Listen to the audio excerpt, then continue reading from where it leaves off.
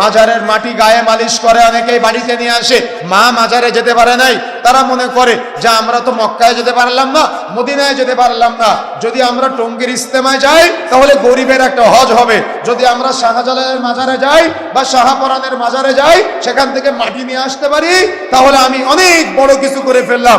এজন্য শাহজালালের পবিত্র ভূমি, নাউযুবিল্লাহ, শাহ মখদুমের নাকি পবিত্র ভূমি, শাহপরানের নাকি পবিত্র ভূমি, এগুলা বলে ওই পবিত্র ভূমির মাটি নিয়ে আসে, নিয়ে আসার পরে মাকে দেয়, আর মা ওই মাটি দিয়ে তায়াম্মুম করে অতিরিক্ত ফজিলতের আশায়। এগুলো সব শিরক আকবার। কথা বুঝতে পেরেছেন? এগুলা চলতেছে আমাদের সমাজে। অর্থাৎ ওই মাটি অনেকে সুস্থতার জন্য গায়ে মালিশ করে, এটাও শিরক আকবার। তারপরে কবর ধুয়ে পানি খাওয়া। আপনি চলে যান বিভিন্ন মাজার গুলাতে, সেখানে কবর গোলাপ জল দিয়ে ধোয়া হয়, কবর গোলাপ জল দিয়ে ধুয়ে ওই কবরের গোলাপ জলের পানিটা আবার একদিক থেকে বোতলে ভরা হয় এবং সেটা লক্ষ লক্ষ টাকা দিয়ে বিক্রয় করা হয় শেফার জন্য, আরোগ্য লাভের জন্য।